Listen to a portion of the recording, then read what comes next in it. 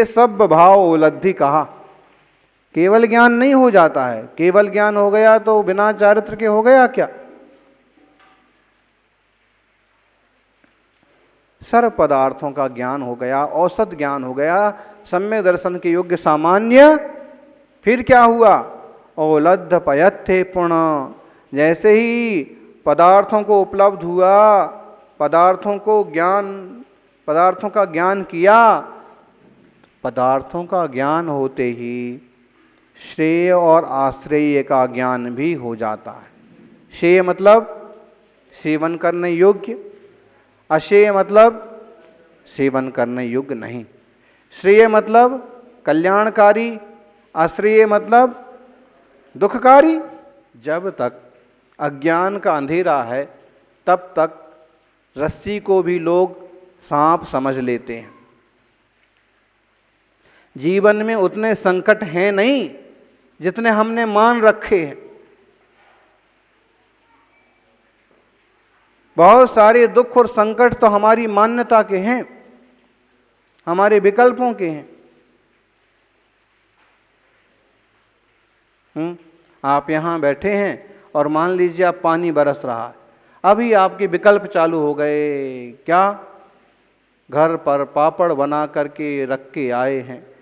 अब आम के पापड़ जो हैं वो सब छत पर सूख रहे थे, अब हम यहाँ आ गए, अब उनका क्या होगा?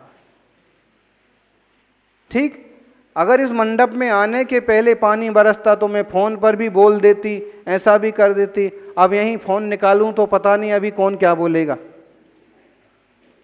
अब रहे किसी ना किसी तरह के विकल्प में, दुख में। मैंने तो सारी 4 महीने की तैयारी करके रखी थी और वो सब पानी में मिल गई होगी, वगैरह वगैरह। और जब आप यहां से निकले मान लो, और तभी घर से आगे फोन आया बहू का, या समझ लीजिए कि जब शाम को घर पहुंचे तो मालूम पड़ा कि पानी बरसने के पहले वो सब चीजें उठा करके अंदर रख दी थी। अब आप सोचते हो कि इतना टेंशन किया, सब बेकार किया। बहुत बार होता है ऐसा है। मान लीजिए वो एक अफवाह हुई थी कि 2010 में जो है ना ये सारी दुनिया, 2010 में, 12 में, फिर बार बार होती है अफवाह तो, और 2000 और इतना भूकंप आएगा कि सारी दुनिया।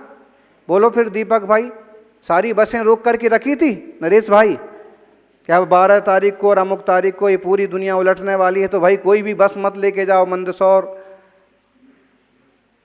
रोकी थी? किसी ने कुछ नहीं रोका, क्योंकि एक भय पैदा हुआ, लोग घबराए। और जो जितने कम धीर वाले थे वो, कई लोग तो मैदान में पहुंच गए, खुले मैदान में, कुछ लोग तो घर के बाहर चले गए। ऐसा होता है, हुआ है, कोई अफवाह हुई। अब बाद में मालूम पड़ा कि तारीख निकल गई, सब हो गया, और कुछ भी जबरदस्ती दुखी हो रहे थे।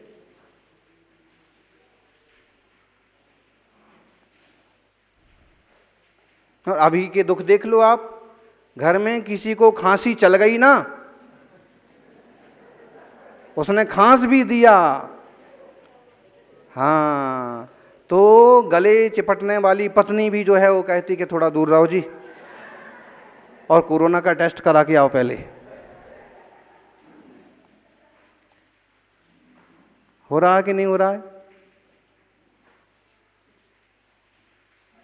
जरा सा बुखार आ गया तो ये भी एक तरह का। ये उदाहरण इतने इसलिए दिए कि जब तक हम रस्सी को रस्सी ना समझ लें तब तक हमें उसमें सांप का भय रहेगा। जब तक वस्तु स्थिति सामने स्पष्ट ना हो जाए तब तक हम एक तरह के भ्रम में जिएंगे, और जब तक हम ऐसे भ्रम में जीते हैं तब तक मिथ्यात्व की दशा है। और जब हमें ये पता पड़ता है कि आत्मा तो शाश्वत है, आत्मा का कुछ बिगड़ना नहीं है, लोक में जो 6 द्रव्य हैं वो शाश्वत हैं, किसी का कुछ बिगड़ना नहीं है। कितना भी उथल पुथल हो जाओ, जड़ चेतन नहीं हो सकता, और चेतन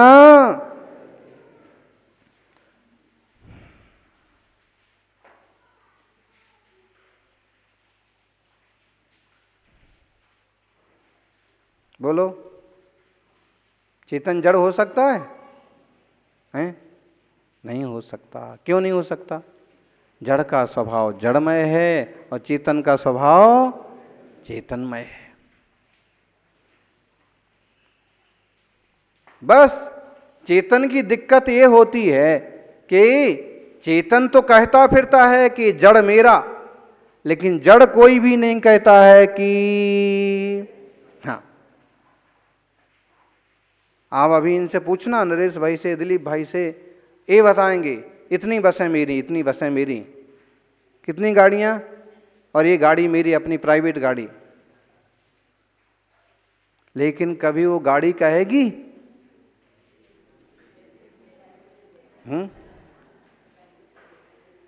आपकी टू व्हीलर समझ लीजिए दुकान के बाहर रखी थी और कोई बदमाश उठा के ले गया, तो टू व्हीलर बोलती है उसको कि मेरे को मत ले जा, मैं इसकी हूं? नहीं। मतलब पुद्गल तो अपनी जगह ईमानदार है, वो तो जैसा है वैसा है, वो तो जड़ है, उसकी क्या ईमानदारी और क्या बेईमानी उसको पता है? कुछ पता तो हमको पड़ रहा है, और हम जानने वाले हैं, इसलिए हम सबके मालिक बन जाते हैं। कल तक ये गाड़ी किसी और की थी और आज ये गाड़ी मेरी कहला रही है। तो संसार में इस तरह का स्वामित्व तो हम मान जरूर लेते हैं, लेकिन सम्यक दृष्टि कहता है कि जो मान्यता है ये व्यवहार की है, वास्तव में मेरा परमाणु मात्र भी नहीं है। इसलिए बड़ी सारी उपलब्धि में भी वो दुख बहुत ज़्यादा उच्छृंखल नहीं होता है, और कोई दुख आ पड़ता है तो बहुत ज़्यादा दुखी भी नहीं होता है। होता है, आपने सुना ना छोटी सी वो कहानी कि मुनीम ने आकर के कहा, सेठ साहब, सेठ जी, अपना जो माल का जहाज आ रहा था जिसमें 1 करोड़ का फायदा होने वाला था, वो सारा का सारा माल, सारा का सारा जहाज समुद्र में। श्रेष्ठ सेठ जी समझदार धर्मात्मा, उन्होंने कहा कोई बात नहीं। मुनीम जो दुख दिखा रहा था कि इतना इतना नुकसान हो गया, हाय हाय, वास्तव को उसको मन से कोई दुख था क्या? मुनीम को असल में कोई दुख था?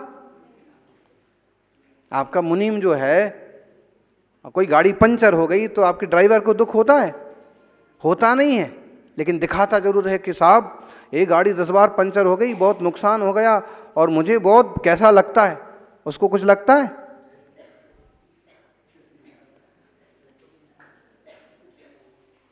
आप गाड़ी में बैठे हैं, गाड़ी पंचर होती है, दुख तो दिखाता है ड्राइवर कि, और आप दुख नहीं दिखाते हो, लेकिन दुखी होता कौन है? क्योंकि पैसे उसकी जेब से नहीं जाना है पंचर के, किसकी जेब से जाना है? वो ड्राइवर को भी पता है, वो आपको भी पता है।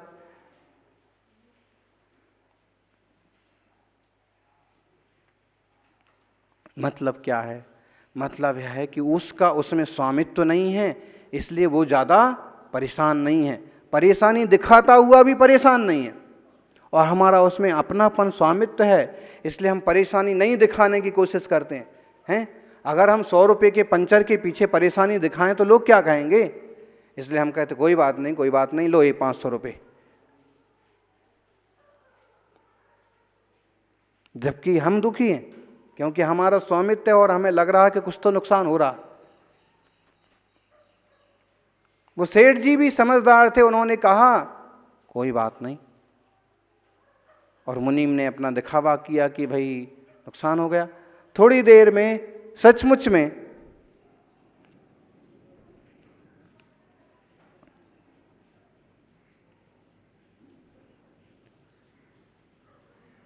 फिर दौड़ते दौड़ते आए,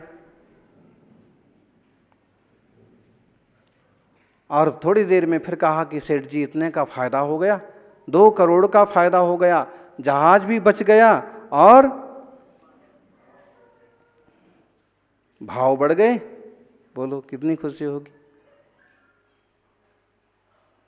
फिर भी और समझदार जो ज्ञानी हैं वो कहता है कोई बात नहीं। मुनीम ने कहा कि जब हमने नुकसान की बात बताई तो भी आप कहते हैं कोई बात नहीं, और जब हमने इतने फायदे की बात बताई तो कोई बात नहीं। सेठ जी ने कहा कि जो कुछ हमारे भाग्य में है वो कोई लेके नहीं जा सकता, और जो हमारे भाग्य में नहीं है वो हमें कोई दे नहीं सकता। दूसरी चीज, ये संसार की चीजें तो संसार में रह जाने वाली हैं, अपने हाथ अपने साथ कुछ भी नहीं जाने वाला।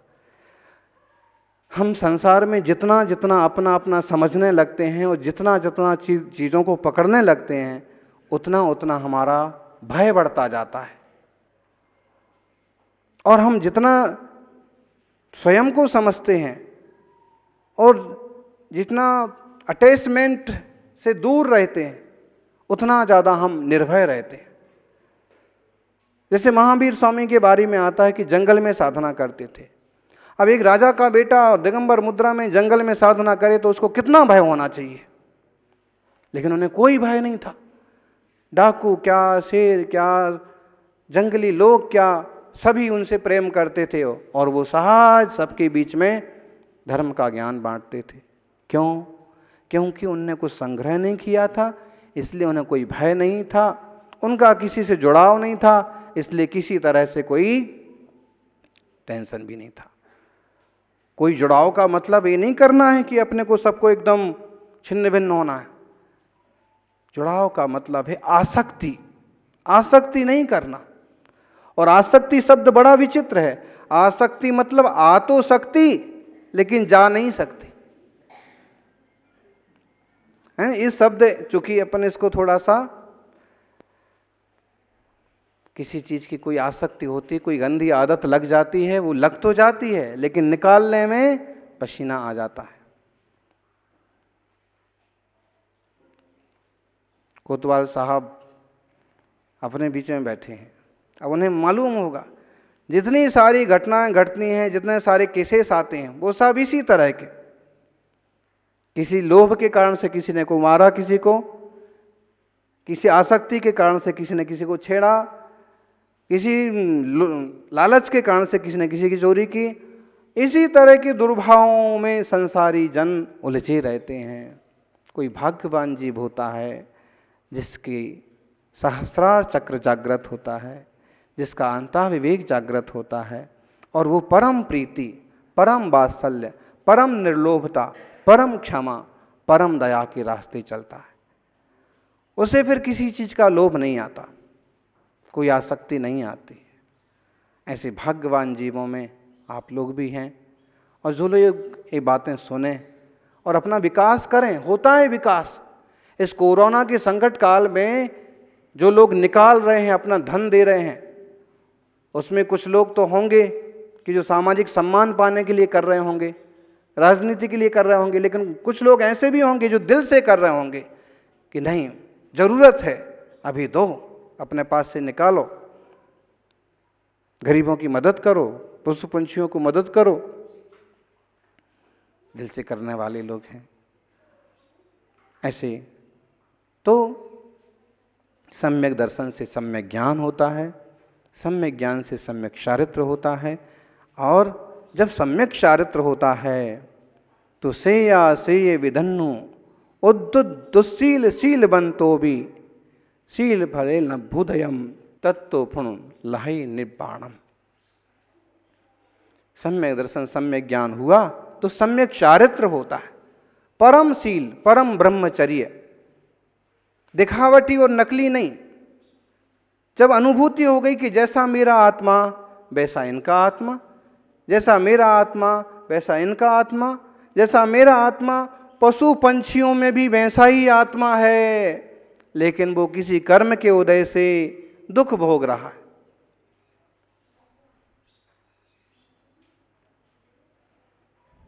पेड़ पौधों में भी जीवात्मा है, लेकिन अपने अपने किए हैं तो आज उस पर्याय में पड़े हैं। अपन कोई सौभाग्यशाली है, कोई सत्कर्म का उदय है तो मनुष्य बन के शांति से बैठे। ये आयु पूरी हो गई, कोई खोटा कर्म उदय में आया तो कुत्ता बिल्ली बन करके कहीं बैठ जाएंगे। इसलिए शील की संभाल बहुत जरूरी है। हमारे जैसे विचार होते हैं, हमारी जैसी सोच होती है, वैसे हमारे जीवन का निर्माण होता है। अभी ये इतनी कठिन तपस्या कर रहे साधु, 3 साधु 1 महीने के उपवास की साधना कर रहे हैं, 1 महीने तक उपवास करेंगे। अनेक साधु ढेरों जाप कर रहे हैं। इस तरह की स्थिरता, इस तरह की निर्मलता, इस तरह की संकल्प शक्ति बड़े सौभाग्य से मिलती है, और ये संकल्प शक्ति हमें परमात्मा से मिलाप कराती है। सौभाग्यशाली हैं कि जिन वाणी का श्रवण कर रहे हैं और ऐसे सम्यक दर्शन ज्ञान चरित्र की शील संयम की बातें सुन रहे हैं। शील का फल, ब्रह्मचर्य का फल, दया का फल, करुणा का फल कहते हैं कि देवताओं का पद प्राप्त होगा, स्वर्ग मिलेगा। और यही जीव कर्मों की निर्जरा करके, सारे दोषों को हटा करके सिद्ध हो जाएगा, शुद्ध हो जाएगा, बुद्ध हो जाएगा, परमात्मा हो जाएगा। बहुत तेजी से सब कुछ बदलता है संसार में।